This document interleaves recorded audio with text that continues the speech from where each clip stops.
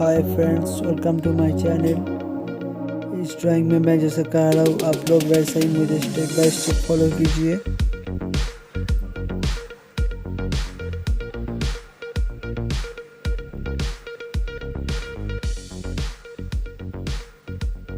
मैं sky colour पर light sky पहले यूज़ कर रहा हूँ।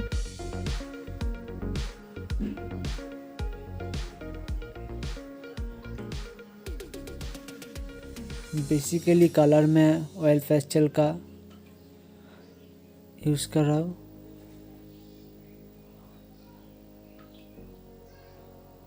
और ये कलर ऑयल पेस्टल का नहीं है, ये स्टिक कलर का कह के एक कंपनी है, उसका कलर यूज़ कर रहा हूँ मैं, स्टिक कलर।